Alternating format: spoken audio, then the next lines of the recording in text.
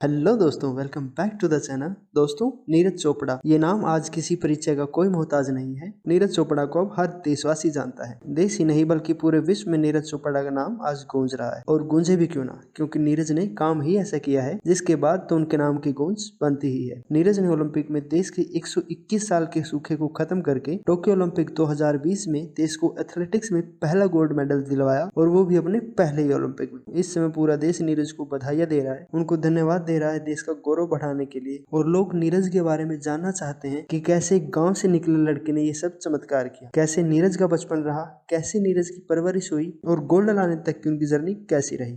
तो नीरज के बारे में ये सब डिटेल मैं आपको इस वीडियो में बताऊंगा, तो वीडियो को एंड तक जरूर देखना। नीरज का जन्म हरियाणा के पानीपत के एक गांव खंदरा में 24 दिसंबर 1997 में सतीश कुमार के घर हुआ। सतीश जी एक किसान और उनकी वाइफ सरोज देवी एक हाउस वाइफ है। नीरज का परिवार एक बड़ा भरा पूरा संयुक्त परिवार है और नीरज उस परिवार के पहले लड़के, तो सबसे ज्यादा प्यार मिलना स्वाभाविक था। नीरज पूरे परिवार के लाडले थे। वो इतने लाडले थे कि इनको प्यार के साथ साथ इतना भरपूर दूध, घी, क्रीम, चूरमा और रोटियां खाने को मिली कि 11 साल की उम्र में उनका वेट 80 किलो हो गया। अब 11 साल के बच्चे का 80 किलो वेट होने के बाद घर वाले भी थोड़े परेशान हुए और वेट कम करने के लिए नीरज को जिम ज्वाइन कराया गया। नीरज जिम के साथ साथ पानीपत में पास के ही शिवाजी स्टेडियम में भी जाने लगे और वहीं पर पहली बार उनका परिचय हुआ जेवलिन से। स्टेडियम वाले दिनों के बारे में नीरज बताते हैं कि उन दिनों वो बस में लटक पटक के गांव से पानीपत जाते थे और पॉकेट मनी के नाम पर उनके पास सिर्फ 30 रुपए होते थे। वो कभी बस से तो कभी अपने अंकल के साथ स्टेडियम तक आते जाते रहते थे। नीरज अपनी वेट लॉस के लिए की जाने वाली प्रैक्टिस से कुछ ज्यादा खुश नहीं थे और स्टेडियम में अपने सीनियर और साथियों को खेलते हुए और जेवलिन फेंकते देखते रहते थे। और अपने पहले कोच जयवीर चौधरी के कहने पर ही उन्होंने जेवलिन में उतरने का फैसला लिया था, क्योंकि कोच जयवीर चौधरी ने नीरज के टैलेंट को पहचान लिया था और उन्होंने ही नीरज से पहली बार जेवलिन फेंकवाया था। और जहां नीरज की उम्र के बच्चे 30-32 मीटर जेवलिन फेंकते थे, वहीं नीरज ने 40 मीटर तक जेवलिन फेंका। अब उसके बाद से ही डिसाइड हो गया था कि नीरज को करियर इसी में बनाना है और नीरज के करियर बनाने में नीरज के परिवार वालों ने उनका फुल सपोर्ट किया। जयवीर चौधरी से जेवलिन के बेसिक सीखने के बाद नीरज का एडमिशन करवाया गया ताऊ देवीलाल स्पोर्ट्स कॉम्प्लेक्स पंचकुला में। यहाँ पानीपत से ज्यादा फैसिलिटीज थी और यहाँ उनको कोच नसीम अहमद ने कोचिंग दी। कोच नसीम अहमद की कोचिंग के अलावा नीरज और उनके साथी चेक जेवलिन चैंपियन की वीडियो देखते रहते थे और उनके स्टाइल को कॉपी करने की कोशिश करते रहते थे। वहीं पर नीरज ने पहली बार नेशनल जूनियर एथलेटिक्स चैंपियनशिप में लखनऊ में 27 अक्टूबर 2012 को पार्टिसिपेट किया और 68.40 मीटर का नेशनल रिकॉर्ड सेट करते हुए गोल्ड अपने नाम किया। नीरज के इंटरनेशनल करियर की शुरुआत हुई 2013 में यूक्रेन में वर्ल्ड यूथ चैंपियनशिप में पार्टिसिपेट करने से, और नीरज ने अपना पहला इंटरनेशनल मेडल जीता 2014 में silver medal youth Olympics qualification in Bangkok में। 2015 में नीरज ने जूनियर कैटेगरी में जो पुराना रिकॉर्ड था उसको ध्वस्त करते हुए all India inter university athletics meet में 81.04 मीटर पर जेवलिन फेंककर नया रिकॉर्ड सेट किया, और यह नीरज का पहला थ्रो था जो 80 मीटर से ऊपर गया था। नीरज 2015 के नेशनल गेम्स में 5th पोजीशन पर रहे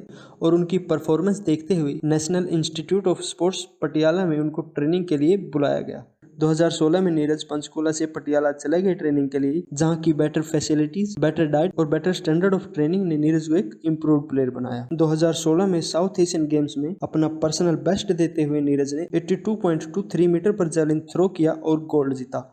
2016 में ही IAAF वर्ल्ड अंडर 20 चैंपियनशिप जो पोलैंड में हो रही थी, वहां पर नीरज ने 86.48 मीटर जेवलिन फेंककर वर्ल्ड जूनियर रिकॉर्ड सेट किया और ऐसा करने वाले वो पहले इंडियन बने। इस जीत के बाद नीरज का नाम देश विदेश में होने लगा था और फेसबुक के CEO मार्क जुगरबर्ग ने भी नीरज की इस जीत पर उनके लिए एक बधाई संदेश भेजा था। नीरज की साउथ एशियन गेम की परफॉर्मेंस और उनके पोटेंशियल को देखते हुए इंडियन आर्मी ने राजपूताना राइफल में उनको नायब सूबेदार की रैंक ऑफर की। नीरज या कोई भी भारतीय सेना से जुड़ने का ऐसा कोई मौका नहीं गंवाना चाहेगा, तो नीरज ने भी ऑफर को स्वीकार किया और दिसंबर 2016 में औपचारिक रूप से वो सेना से जुड़ गए। उसके बाद नीरज ने एशियन एथलेटिक्स चैंपियनशिप 2017 में गोल्ड जीता। एशियन गेम्स में परचम लहराने के बाद नीरज 2018 में कॉमनवेल्थ गेम में 86.47 मीटर जेवलिन फेंकते हुए नीरज पहले भारतीय बने कॉमनवेल्थ जेवलिन में जीतने वाले। इसी तरह मई 2018 में नीरज ने दोहा डायमंड लीग में 87.43 मीटर पर जेवलिन फेंका और नेशनल रिकॉर्ड को फिर से एक बार तोड़ दिया। अगस्त 2018 में नीरज ने एशियन गेम में अपना डेब्यू किया और इसमें नीरज को परेड में भारतीय दल का फ्लैग बेरर भी बनाया गया। इन एशियन गेम्स में नीरज ने देश के लिए जेवलिन में पहला गोल्ड जीता और उनकी इसी परफॉर्मेंस के लिए एथलेटिक्स फेडरेशन ऑफ इंडिया ने उनको खेल रत्न अवार्ड देने के लिए सिफारिश की गई थी। उस साल का खेल रत्न तो नहीं पर अर्जुन अवार्ड नीरज को जरूर दिया गया और आर्मी ने भी नीरज को नायब सूबेदार से सूबेदार बना दिया। 2019 में नीरज को दाहिनी कोहनी में एक हड्डी चटकने के कारण दोहा में वर्ल्ड चैंपियनशिप से हटना पड़ा और 3 मई 2019 को मुंबई में उनकी सर्जरी की गई। सर्जरी के कुछ महीनों तक वो खेल से दूर रहे और ठीक होने के लिए मेडिटेशन, योगा, रिहैब ट्रेनिंग पर कभी पटियाला, कभी विजयनगर तो कभी साउथ अफ्रीका वो ट्रेनिंग के लिए जाते रहते थे। जनवरी 2020 में जब वो वापस आए, साउथ अफ्रीका में 87.86 मीटर पर जेवलिन फेंक कर टोक्यो ओलंपिक के लिए क्वालिफाई कर लिया। साउथ अफ्रीका से वो ट्रेनिंग के लिए तुर्की गए, लेकिन कोविड आ जाने के कारण उनको वापस लौटना पड़ा और पूरे लॉकडाउन में पटियाला में ट्रेनिंग और प्रैक्टिस करनी पड़ी।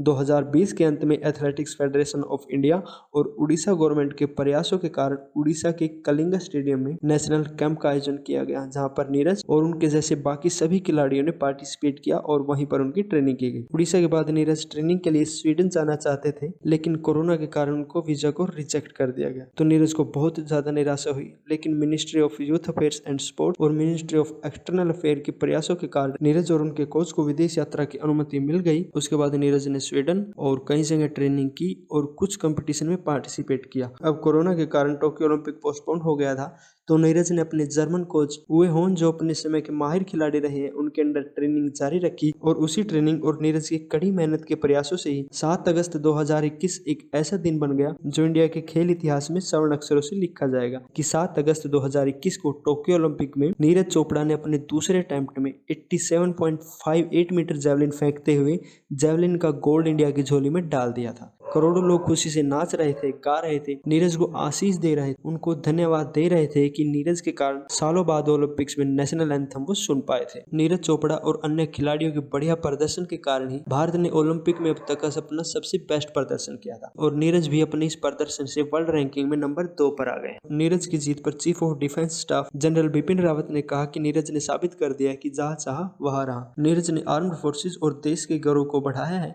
और इतिहास रचा है। जनरल बिपिन रावत के अलावा उनको प्रधानमंत्री, राष्ट्रपति और पूरे देश से बधाई संदेश नीरज को मिल रहे हैं। ओलंपिक में गोल्ड जीतने पर नीरज को बीसीसीआई ने 1 करोड़, हरियाणा सरकार ने 6 करोड़ और एक गवर्नमेंट जॉब, पंजाब सरकार ने 2 करोड़ और भी बहुत सारी जगह से करोड़ों रुपए इनाम के तौर पर नीरज को दिए गए हैं और इन इनामों से भी बढ़कर नीरज को मिला है पूरे देश का प्यार और पूरे देश का आशीर्वाद। नीरज गोल्ड जीतकर पूरे देश का प्यार पाकर अब सिर्फ एक खिलाड़ी नहीं बल्कि एक रोल मॉडल बन चुके हैं।